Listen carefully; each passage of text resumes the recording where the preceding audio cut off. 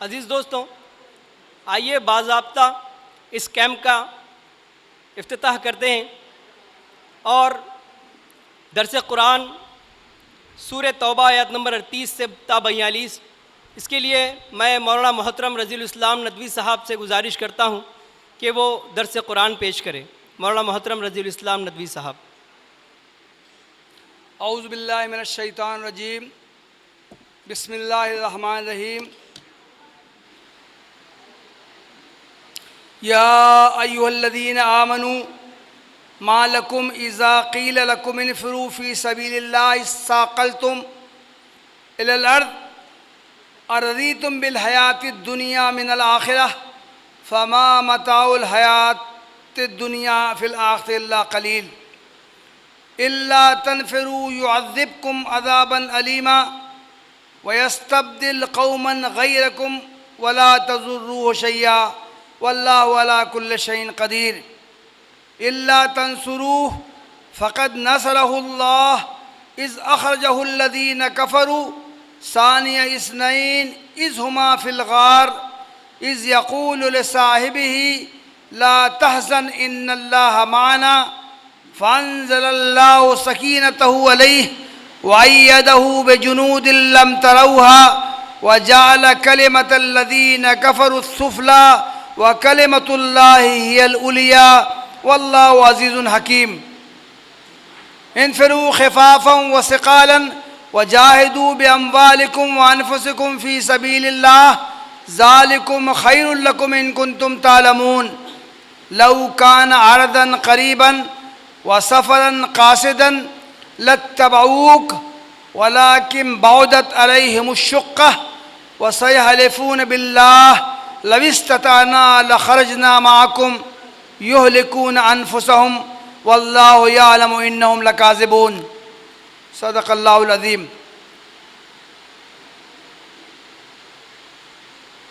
عزیز بھائیو، یہ میں نے آپ حضرات کے سامنے سورہ التوبہ کی آیات نمبر 38 سے 42 تک کی تلاوت کی ہے۔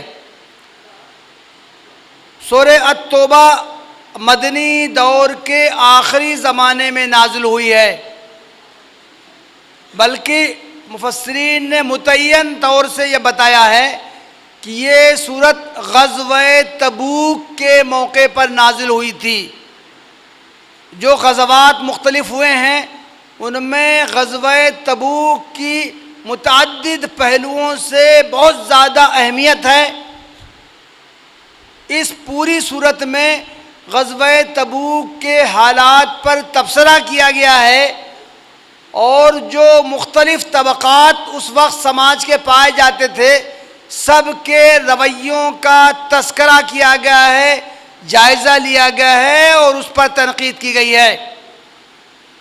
سورت کے شروع میں مشرکین کا تذکرہ ہے، ان کے رویوں کا بیان ہے اور مشرکین سے قطع تعلق کرنے کا مسلمانوں کو حکم دیا گیا ہے۔ اسی ضمن میں اہل کتاب کا بھی تذکرہ کیا گیا ہے، لیکن پھر بعد میں پوری صورت میں مسلمانوں کو مخاطب بنایا گیا ہے اور خاص طور سے جو کمزور ایمان والے مسلمان تھے اور جو منافقین تھے ان دونوں کو خطاب کر کے ان کے رویوں پر سخت الفاظ میں تنقید کی گئی ہے۔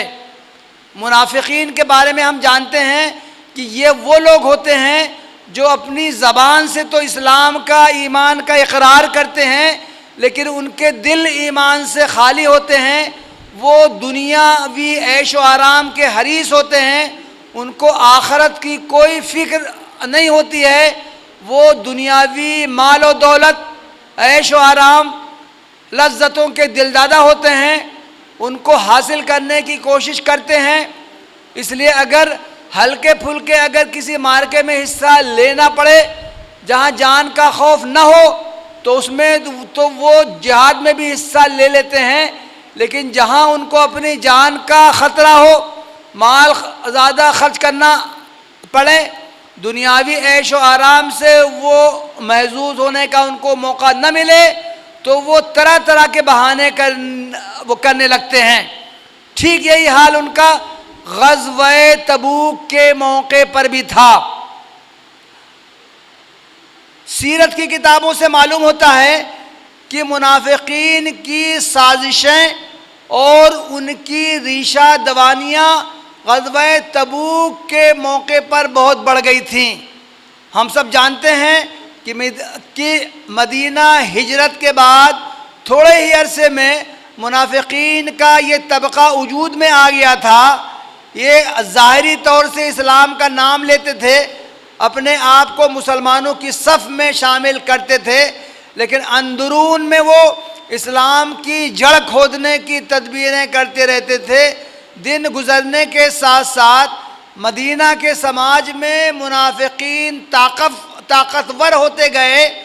انہوں نے اپنے جتھے تیار کر لیے تھے، وہ مسلمانوں کو زک پہنچانے کی ہر ممکن تدبیر کرتے تھے، ہر طرح کی کوششیں کرتے تھے، یہاں تک کہ غزوہ تبوک کے موقع پر تو ان کا نفاق بہت کھل کر سامنے آ گیا تھا اور ان کی سازشیں بھی بہت زیادہ عام ہو گئی تھیں۔ اس کا اندازہ ہم اس سے لگا سکتے ہیں کہ غزوہ تبوک سے تھوڑے عرصہ ہی پہلے، کچھ ہی دنوں پہلے، منافقین کا ایک گروہ اللہ کے رسول صلی اللہ علیہ وسلم کی خدمت میں آیا اور انہوں نے آپ سے کہا کہ ہم نے ایک مسجد تعمیر کی ہے، چل کے آپ اس مسجد کا افتتاح کر دیجئے۔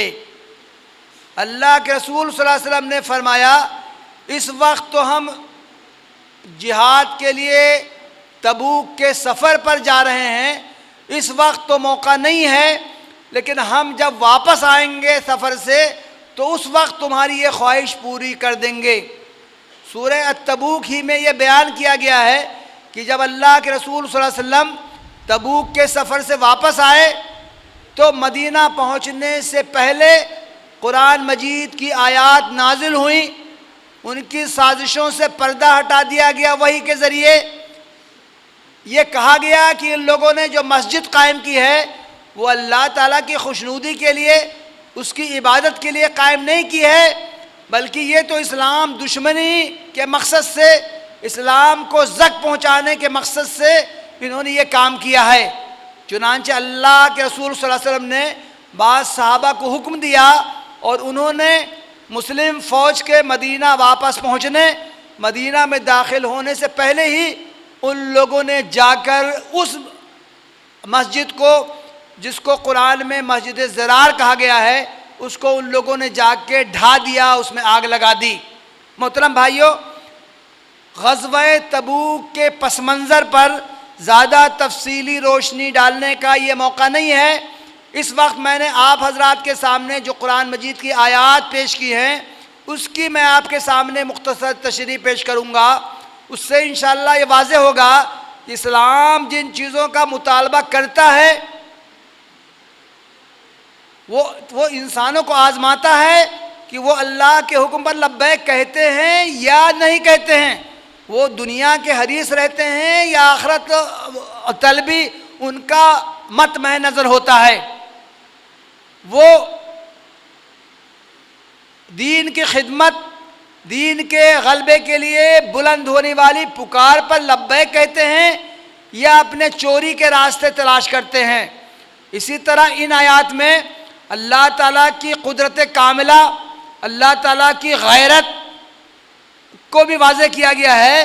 اللہ کو کسی کی محتاجی نہیں ہے، اللہ تعالیٰ کسی کا تعاون کا ضرورت مند نہیں ہے، اللہ تعالیٰ اپنے دین کو غالب کر کے رہے گا، کوئی چاہے مانے یا نہ مانے، کوئی چاہے تعاون کرے یا نہ کرے، کوئی چاہے پکار پر لبیک کہے یا نہ کہے، کوئی چاہے دنیا کا حریص بنا رہے، چاہے آخرت کو وہ طلب کرے، اللہ تعالیٰ کو کسی کی ضرورت نہیں ہے، اللہ غنی ہے، تم فقراء ہو، اللہ تعالیٰ کے محتاج ہو۔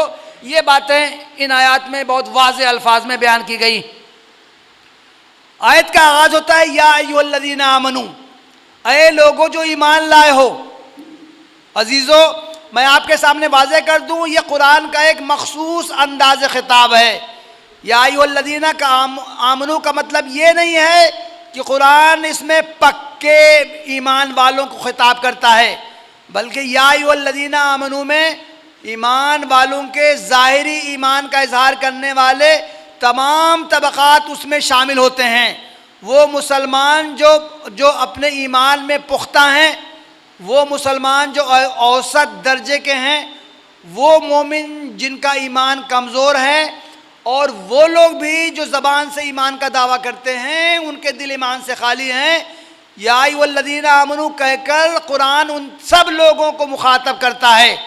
چنانچہ قرآن میں بعض مقامات تو ایسے بھی ہیں جہاں کمزور ترین ایمان لانے والوں کو یا منافقین کو بھی مخاطب کیا گیا ہے، تو ان کے ظاہری ایمان کی وجہ سے ان کو بھی یا ایھا الذین آمنو سے خطاب کیا گیا ہے۔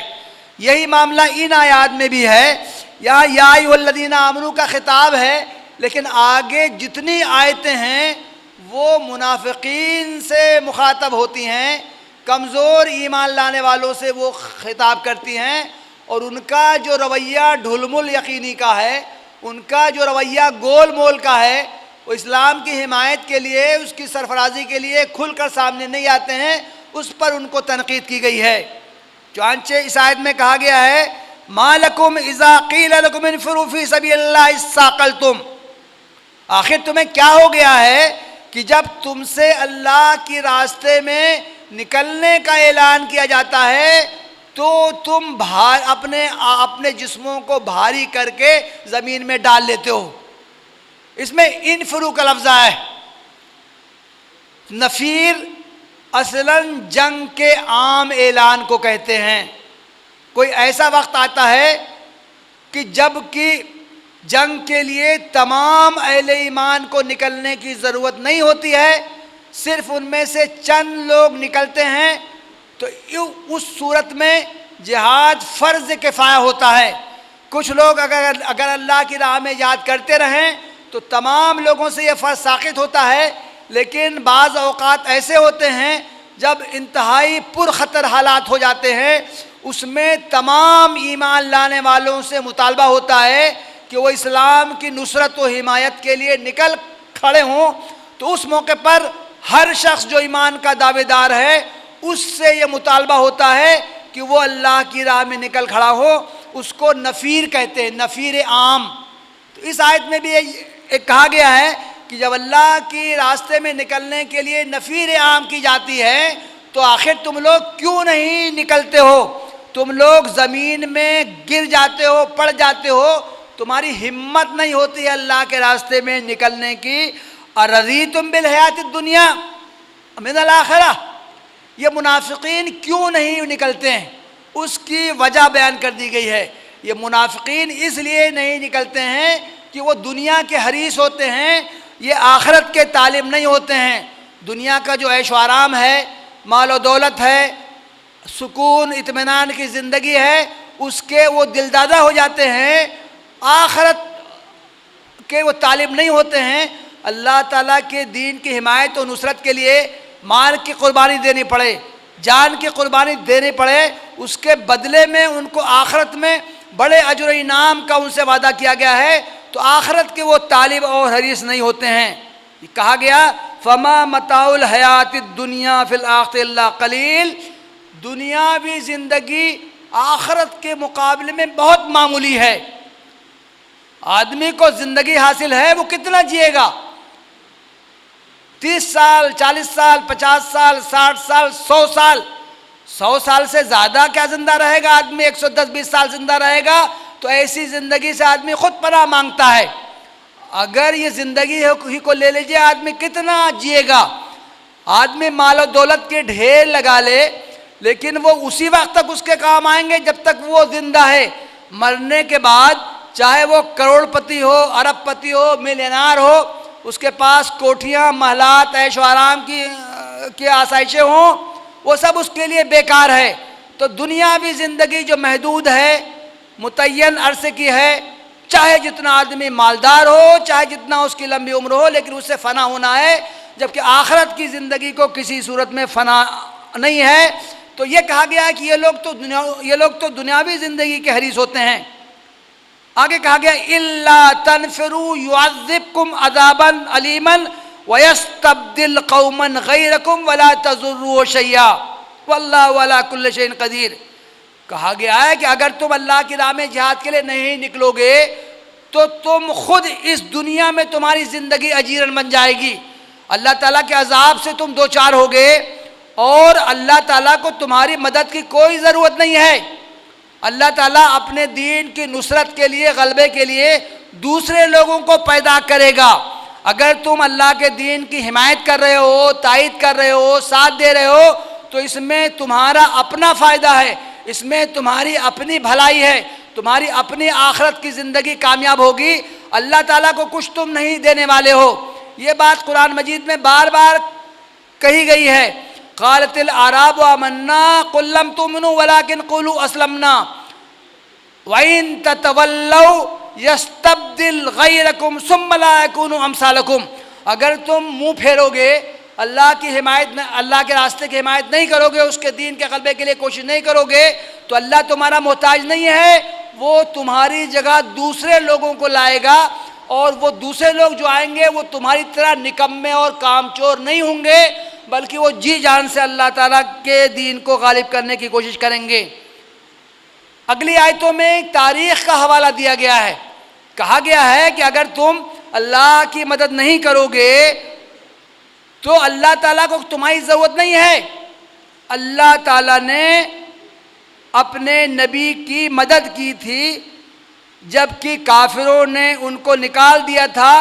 جب وہ 2 میں کا دوسرا تھا، جب وہ لوگ غار میں تھے، وہ پیغمبر اپنے ساتھی سے کہہ رہا تھا لا تحزن ان اللہ معنا، غم نہ کرو اللہ ہمارے ساتھ ہے. فانزل اللہ سکینتہ علیہ، اللہ تعالیٰ نے اس پر سکون طاری کیا. وَأَيَّدَهُ بِجُنُودٍ لَّمْ تَرَوْهَا، اور اللہ تعالیٰ نے ایسے لشکروں سے مدد کی جو کہ دکھائی نہیں دیتے تھے. وَجَعَلَ كَلِمَةَ الَّذِينَ كَفَرُوا السُّفْلَىٰ، اللہ تعالیٰ نے کافروں کا کلمہ پست کر دیا. وَكَلِمَةُ اللَّهِ هِيَ الْعُلْيَا، اور اللہ کا کلمہ بلند ہو کر رہا. وَاللَّهُ عَزِيزٌ حَكِيمٌ، اللہ تعالیٰ زبردست طاقت والا ہے اور اللہ تعالیٰ حکمت والا ہے. ہمیں اندازہ ہو گیا ہوگا کہ اس صورت میں ہجرت کے واقعے کا بیان ہے. اللہ کے رسول صلی اللہ علیہ وسلم نے جب ہجرت کا سفر شروع کیا، اس سے پہلے کافروں نے ان کا گھر گھیر لیا تھا. اللہ کے رسول صلی اللہ علیہ وسلم ان کی آنکھوں میں دھول جھونکتے ہوئے نکلے. ان لوگوں کو آپ کے نکلنے کی خبر نہیں ہوئی. آپ نے جب جا کے غار ثور میں پناہ لیا تب بعد میں ان لوگوں کو معلوم ہوا کہ ارے جن لوگوں کو ہم پکڑنا چاہتے تھے، قتل کرنا چاہتے تھے، وہ لوگ تو ہمارے ہاتھ سے نکل گئے. ہم سب نے سیرت کی کتابوں کا مطالعہ کیا ہوگا، اس میں یہ بیان کیا گیا ہے کہ اللہ کے رسول صلی اللہ علیہ وسلم جب غار ثور میں تھے، ایک ایسا نازک لمحہ آیا کہ دشمن غار کے دہانے پر بھی پہنچ گئے اور اگر وہ اپنے پیروں کو دیکھتے تو نیچے غار کے اندر دیکھ لیتے. حضرت ابوبکر صدیق رضی اللہ عنہ نے اس کیفیت کو دیکھ کر ان پر اضطراب طاری ہو گیا. انہوں نے گھبراہٹ کے عالم میں اللہ کے رسول صلی اللہ علیہ وسلم نے سیر کیا کہ اللہ کے رسول اب تو ہم لوگ بہت زیادہ خطرے میں آ گئے ہیں. لیکن ایسے سخت موقع پر بھی اللہ کے رسول صلی اللہ علیہ وسلم پر سکینت طاری رہی. آپ نے جو جملہ فرمایا وہ تاریخ کے لوح پر نقش ہو کر رہ گیا. آپ نے فرمایا لا تحزن ان اللہ معنا، غم نہ کرو اللہ ہمارے ساتھ ہے. اس واقعے کا تذکرہ کرتے ہوئے گویا کہ اللہ تعالیٰ یہ واضح کرنا چاہتا ہے سخت سے سخت حالات میں بھی اہل ایمان کو پریشان نہیں ہونا چاہیے. تمام انسان آزمائش کی حالت میں ہوتے ہیں، اسی طرح اہل ایمان بھی آزمائش سے گزارے جاتے ہیں، لیکن سخت سے سخت حالات میں بھی ان پر مایوسی طاری نہیں ہونا چاہیے. ان کو اس کا عزم ہونا چاہیے، اس کا یقین ہونا چاہیے کہ گھٹا ٹوپ تاریکی کے بعد انشاءاللہ ضرور سحر نمودار ہوگی. اسلام کے خلاف جتنی بھی سازشیں کر لی جائیں انشاءاللہ اسلام کا بول بالا ہوگا.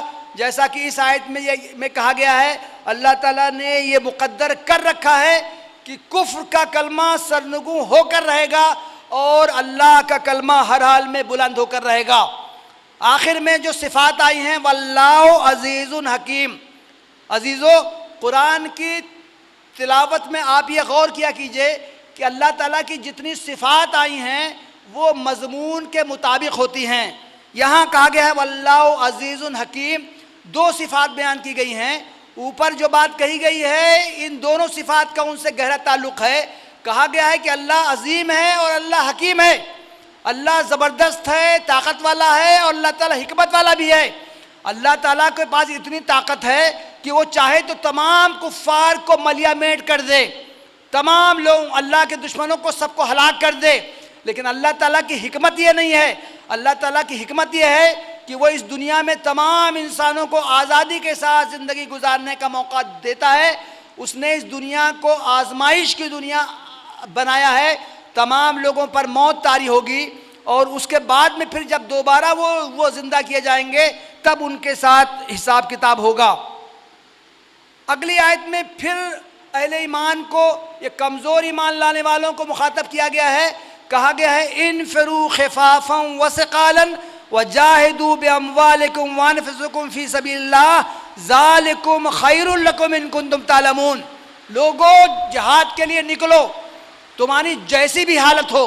خفافاً وثقالاً کا مطلب ہے چاہے تم ہلکے ہو چاہے بھاری ہو، چاہے تمہارے پاس اسباب کثیر مقدار میں ہوں یا نہ ہوں، تمہارے پاس جہاد کے وسائل جو ہیں وافر مقدار میں ہوں یا معمولی مقدار میں ہوں، تمہارے پاس سواریاں ہوں یا نہ ہوں، تمہارے پاس بھاری اسلحے ہوں یا نہ ہوں، یہ دنیاوی اسباب کی تمہیں پرواہ نہیں کرنی ہے. تمہیں اپنے آپ کو اللہ کی راہ میں نکلنے کے لیے پیش کر دینا ہے. اللہ تعالیٰ تمہاری مدد کرنے والا ہے. دنیاوی اسباب پر تم تکیہ نہ کرو، اپنے مالوں کے ذریعے بھی جہاد کے لیے نکلو اور اپنی جانوں کو بھی جہاد میں لگا دو. یہ تمہارے لیے بہتر ہے اگر تم سمجھو. آخری آیت میں پھر ان لوگوں کی سرزنش کی گئی ہے جو جہاد سے نکلنے سے جی چراتے ہیں. کہا گیا لو کان عرضا قریبا وسفرا قاصدا لتبعوک. ان لوگوں کا حال تو یہ ہے کہ اگر یہ تو آرام چاہتے ہیں، ٹھنڈے ٹھنڈے زندگی گزارنا چاہتے ہیں، مشقت سے بھاگتے ہیں، اگر کوئی قریب کا سفر ہوتا اور زیادہ مال و اسباب کی ضرورت نہیں رہتی تب تو یہ مارے باندھے بادر ناخواستہ وہ آپ کے پیچھے چلتے نکل جاتے. ولیکن بعدت علیہم الشقہ، لیکن چونکہ سفر دور کا ہے، پریشانیوں کا ہے، وَسَيَحْلِفُونَ بِاللَّهِ لَوِ اسْتَطَعْنَا لَخَرَجْنَا مَعَكُمْ، یہ آپ کے پاس آتے ہیں، جھوٹے وعدے کرتے ہیں، بات بناتے ہیں، کہتے ہیں کہ اگر ہمارے استطاعت میں ہوتا تو ہم ضرور نکلتے. حالانکہ یہ لوگ جھوٹے ہیں، یہ لوگ دغاباز ہیں، یہ لوگ اللہ کو گمراہ کرنا چاہتے ہیں، بیوقوف بنانا چاہتے ہیں. یہلکون انفسہم، یہ اپنے آپ کو ہلاکت میں ڈال رہے ہیں. ان کا انجام اچھا نہیں ہوگا اس دنیا میں بھی، اور مرنے کے بعد کی زندگی میں تو ہلاکت ان کے لیے مقدر ہے. واللہ یعلم انہم لکاذبون، اللہ تعالیٰ اچھی طرح جانتا ہے یہ لوگ جھوٹ بولتے ہیں. محترم بھائیو، یہ تمام آیات جہاد کی آیات ہیں اور ان میں خطاب ان لوگوں سے کیا گیا ہے جو جہاد سے بھاگنا چاہتے ہیں، راہ فرار اختیار کرنا چاہتے ہیں، بس ہلکے پھلکے انداز میں اسلام کا تعاون کرنا، اللہ کی راہ میں تعاون کرنے کی بات کرتے ہیں، لیکن کسی طرح کی مشقت اور پریشانیوں سے بھاگتے ہیں. محترم بھائیو عزیزو، آپ کے ذہنوں میں یہ سوال پیدا ہو رہا ہوگا کہ آخر ہم لوگوں کے لیے ان آیات کا انتخاب کیوں کیا گیا ہے؟ ظاہر ہے کہ یہ تمام آیات منافقین کو مخاطب کر کے کہی گئی ہیں. اللہ کا شکر ہے کہ ہم اپنے دل میں ایمان محسوس کرتے ہیں اور اس پر قائم ہیں. ہم نے یہ عزم کر رکھا ہے کہ جو بھی حالات پیش آئیں ہم انشاءاللہ اسلام کا کلمہ بلند کرتے رہیں گے، اسلام کا نام لیتے رہیں گے، اپنے ایمان کا اظہار کرتے رہیں گے. محترم عزیزو، اس تعلق سے میں دو باتیں آپ کے سامنے بس کہہ کر اپنی گفتگو میں ختم کروں گا. پہلی بات تو یہ ہے، جی ختم کر رہا ہوں. پہلی بات تو یہ ہے کہ جہاد کی آیات کو من و ان کسی بھی دوسری ایکٹیویٹیز پر فٹ کرنا درست نہیں ہے۔ بعض دینی پروگراموں میں میری شرکت رہی ہے، بعض جماعتوں کے پروگراموں میں، وہ ان جہاد کی تمام آیات کو اپنی چلت پھرت، اپنی سرگرمیوں، جماعتوں کے نکلنے اور دوسری سرگرمیوں پر فٹ کرتے ہیں۔ میں سمجھتا ہوں کہ یہ رویہ درست نہیں ہے۔ الجہاد ذروۃ صنام الاسلام، جہاد جو ہے اسلام کے کوہان کا سب سے اونچا حصہ ہے۔ تو جہاد کے بارے میں جو آیات آئی ہیں ان کو کسی دوسری سرگرمی پر من و ان جو کا توں فٹ کرنا درست نہیں ہے۔ لیکن ٹھیک اسی طرح یہ بات بھی صحیح ہے کہ جہاد ایک اعلیٰ ترین عمل ہے۔ اس عمل تک پہنچنے کے لیے دیگر چھوٹے موٹے کام انجام دیے جاتے ہیں، جدوجہد کی جاتی ہے، کوشش کی جاتی ہے، ایکسرسائز کی جاتی ہے، جسمانی صحت کا خیال رکھا جاتا ہے، دوسری سرگرمیاں انجام دی جاتی ہیں، صلاحیتیں پیدا کی جاتی ہیں، وسائل فراہم کیے جاتے ہیں۔ یہ تمام جہاد کے مراحل ہیں اور ان سرگرمیوں کو انجام دینے والے کو بھی جہاد ہی کی طرح کے عمل کا کچھ نہ کچھ ثواب ملے گا۔ دوسری بات میں آپ حضرات کے سامنے یہ عرض کرنا چاہتا ہوں، جو بات ان آیات میں بہت کھول کے بیان کر دی گئی ہے، ہم میں سے ہر شخص کو وہ بات ہر لمحے اپنے پیش نظر رکھنی چاہیے۔ وہ بات انتہائی اہم ہے۔ وہ بات یہ ہے کہ اللہ تعالیٰ نے ان آیات میں بہت واضح الفاظ میں یہ کہا ہے، اللہ تعالیٰ کو تمہارے تعاون کی ضرورت نہیں ہے، اللہ تعالیٰ بے نیاز ہے، تم اس کے فقراء ہو، تم اس کے محتاج ہو، تم اس کے ضرورت مند ہو۔ اگر تم اسلام کی تائید میں کوئی کام کرو گے، اسلام کے غلبے کے لیے کوئی کام کرو گے، تو اس میں خود تمہارا بھلا ہے، تمہاری دنیا بھی کامیاب ہوگی اور آخرت میں تم کو بھاری اجر ملے گا۔ لیکن اگر تم یہ کام نہیں کرو گے تو اس اللہ تعالیٰ کا کچھ نقصان نہیں ہوگا۔ تم یہ دینی سرگرمیاں انجام دو گے تو اللہ تعالیٰ پر احسان کرنے والے نہیں ہوگے۔ لیکن اگر تم اللہ کے راستے میں کام نہیں کرو گے تو اس سے اللہ کا کچھ نہیں بگڑے گا، وہ تمہاری جگہ دوسرے ایسے لوگوں کو لے کے آئے گا جن سے اللہ محبت کرنے والا ہوگا، جو اللہ سے محبت کرنے والے ہوں گے اور جو پھر اللہ کے راستے میں اپنی جانوں کو قربان کر دیں گے، اس کا نذرانہ پیش کر دیں گے۔ تو گویا کہ ان آیات میں یہ بات بہت واضح الفاظ میں کہی گئی ہے، ہم جو کچھ دینی جد و جہد کریں، جو کچھ سرگرمیاں انجام دیں، اس میں اللہ تعالیٰ سے اجر کی امید رکھیں، اللہ تعالیٰ پر احسان جمانے کا، احسان ظاہر کرنے کا رویہ اختیار نہ کریں۔ میں اتنی باتوں پر اکتفا کرتا ہوں۔ وآخر دعوانا الحمدللہ رب العالمین۔